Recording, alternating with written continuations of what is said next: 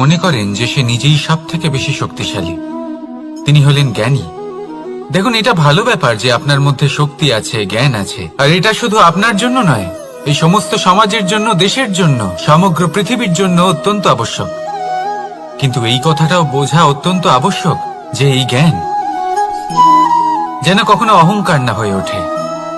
যখন মানুষের মধ্যে জ্ঞান থাকে তখন সে রাম হয়ে ওঠে। রাম, যিনি সমুদ্রের বুকে সেতু বানিয়েছিলেন, বানর সেনার দ্বারা রাক্ষস রাজকে পরাজিত করেছিলেন, আর চিরকালের জন্য সবার কাছে আদর্শ হয়ে উঠেছিলেন। আর যদি মানুষের মনে অহংকার জন্মায় তাহলে সে রাবণ হয়ে ওঠে। দেশে বিদেশে যতই খ্যাতি থাকুক না কেন সে রাক্ষস হয়ে ওঠে, নিজের সাথে সাথে সমস্ত কুলের বিনাশ করে বসে।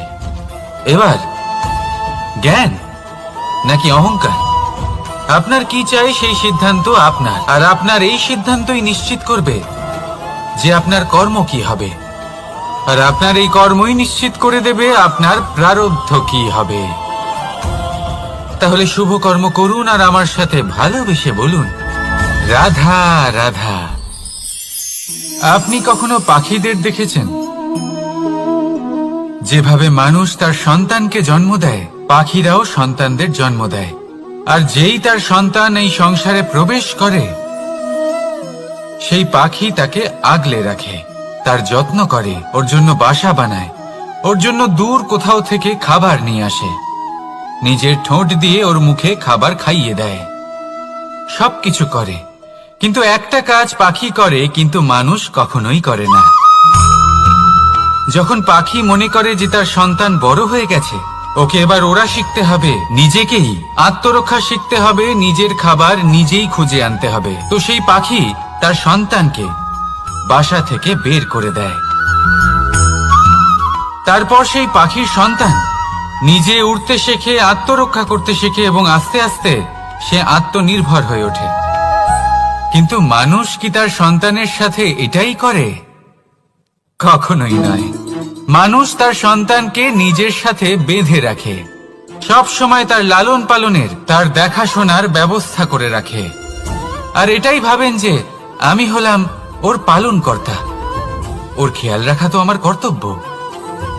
কিন্তু না, এই কাজ করতে করতে উনি আস্তে আস্তে নিজেরই সন্তানের শত্রু হয়ে ওঠেন, তার বিকাশের শত্রু হয়ে ওঠেন। তাই যখন সন্তান বড় হবে তখন অবশ্যই ভালোবাসুন, কিন্তু পাখির মতো কঠোর হওয়াও প্রয়োজনীয়, তবেই তার বিকাশ হবে। ওকে নিজের কষ্ট নিজেকেই সহ্য করতে দিন, শিখতে দিন জীবনের অনুভূতি কেমন, তবেই তার বিকাশ হবে। নয়তো সেই সন্তান আজীবন আপনার জন্য বোঝা হয়ে থাকবে, আর আপনি তার বিকাশের পথে আজীবন বাধা হয়ে থাকবেন। আর আমার মনে হয় না আপনি সেটা চাইবেন, তাই তো? আসুন আমার সাথে ভালোবেসে বলুন, রাধা রাধা। রামধনু আমাদের সকলের প্রিয়। আকাশে এই 7 রং দেখে মন আনন্দে ভরে ওঠে। কিন্তু এই রামধনু প্রত্যেক দিন বা সবসময় দেখা যায় না, বর্ষার ঋতুতে দেখা যায়। যদি আপনি এই 7টি রং দেখতে চান, এর আনন্দ উপভোগ করতে চান, তাহলে বর্ষাকে সহ্য করতে হবে, সেই তীব্র বায়ু সহ্য করতে হবে যা বর্ষা ঋতুতে প্রবাহিত হয়। ঠিক সেভাবেই যদি জীবনে 7টি রঙের সুখ অনুভব করতে হয়, তাহলে সমস্যার বর্ষণও সহ্য করতেই হবে, তবেই তো সেটা লাভ করতে পারবেন। মনে রাখবেন, একটি ছোট্ট শিশু যখন তার খিদে পায়, তখন কিন্তু সে নিজে মাকে সেটা জানাতে পারে না, বলতেও পারে না, তাকেও কিন্তু সেই খিদের যন্ত্রণা সহ্য করতেই হয়। আর যখন সেই যন্ত্রণায় সে কাঁদতে থাকে, তখন মা বুঝতে পারেন যে সেই ছোট্ট শিশুটির তো খিদে পেয়েছে, তখন তার খিদে দূর হয়। বসে থেকে এই সংসারে কোনো কিছুই লাভ করতে পারবেন না। যদি সুখ ভোগ করতে হয়, তাহলে যন্ত্রণাও সহ্য করতে হবে, পরিশ্রমও করতেই হবে।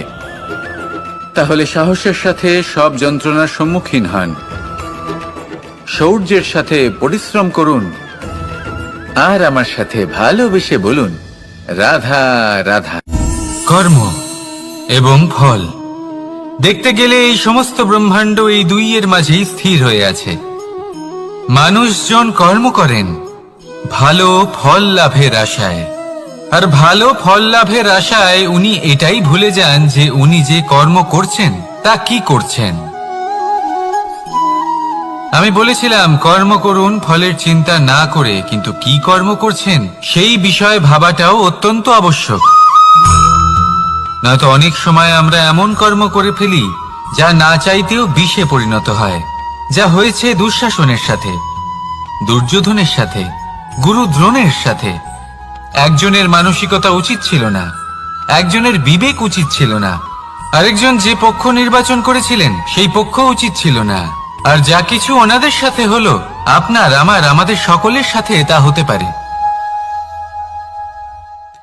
আমি বলেছিলাম কর্ম করুন, ফলের চিন্তা করবেন না, কিন্তু এই কর্মের বিষয়ে বিচার করে দেখাটাও ততটাই আবশ্যক।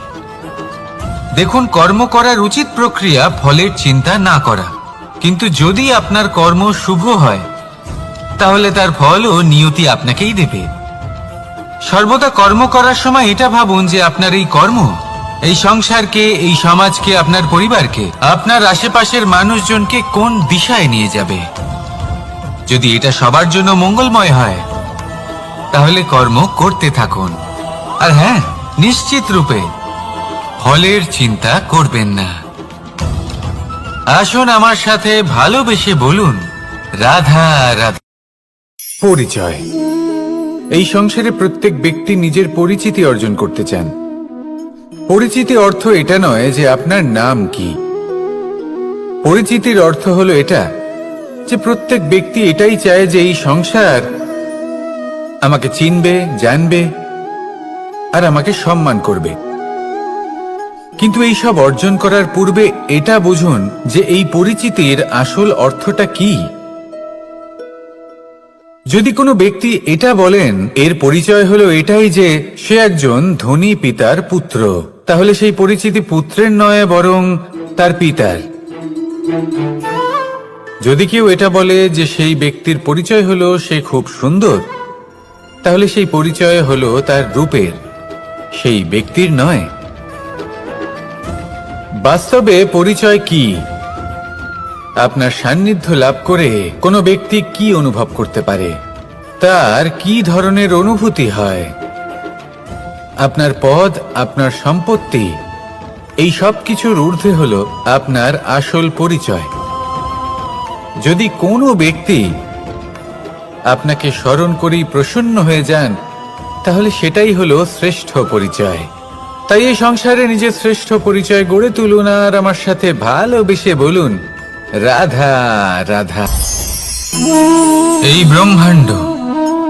ব্রহ্মাণ্ড কত বৃহৎ, তাই না? যার সম্মুখে এই পৃথিবীকেও একটা বিন্দুর মতো মনে হয়। আর এই পৃথিবীতে আমরা কে হই, আমাদের আকার কি রকম, আমাদের অস্তিত্বই বা কি? যখন আমরা এভাবে ভাবি তখন মনে হয় আমরা কিছুই নই। তা আমরা যখন কিছুই নই তাহলে আমরা এত চিন্তা করি কেন? কি ভেবে ভয় পাই? কাকেই বা এত ভয় পাই? কে আমাদের মারতে পারে আর কেই বা আমাদের জন্ম দেবে? আত্মার আসলে না কখনো জন্ম হয় আর না কখনো মৃত্যু। আত্মা শুধুই শরীর বদল করে। আপনি, আমি, আমরা সকলে এই শরীর নয়, আমরা হলাম আত্মা, যা হলো পরম আত্মার পরম অঙ্গ। সেই জন্য মনে রাখবেন, বাইরের কোথাও দেখবেন না, নিজের অন্তরের গভীরে গিয়ে দেখুন, আত্মাকে উপলব্ধি করতে শিখুন।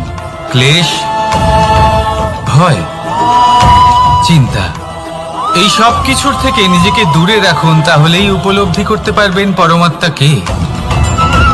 তাহলে আসুন আমার সাথে ভালোবেসে বলুন, রাধা রাধা। পরিবর্তন এই সংসারের শাশ্বত নিয়ম। কোন রাজা নেই যিনি চিরকাল রাজা থাকেন, কোন ধনী ব্যক্তি নেই যিনি চিরকাল ধনী থাকবেন। এই সংসারে সূর্যের স্থান নেওয়ার জন্য চন্দ্রিমার আগমন ঘটে। কোন স্থান যাকে পতিত বলা হয়েছিল সেখানে মহল তৈরি হয়েছে। কোন স্থান যাকে আজ মলিন বলা হয়েছে কাল সেখানে মন্দিরও স্থাপন হতে পারে। কোন ঋতু চিরকালের জন্য থাকে না, কখনো সময় চিরকাল একরকম থাকে না। আজ যে আপনার কাছে রয়েছে কাল অন্য কারোর ছিল।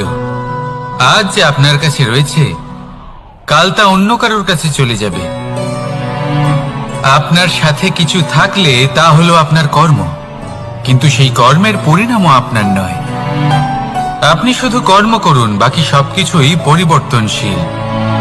কিন্তু সেই পরিবর্তনকে দেখে ভয় পাওয়ার প্রয়োজন নেই, তাকে স্বাগত জানান। যদি আপনি হাসি মুখে সেই পরিবর্তনকে স্বাগত জানান, তাহলে এই পরিবর্তনও হাসি মুখে আপনার সাথে থাকবে। আসুন আমার সাথে ভালোবেসে বলুন, রাধা রাধা।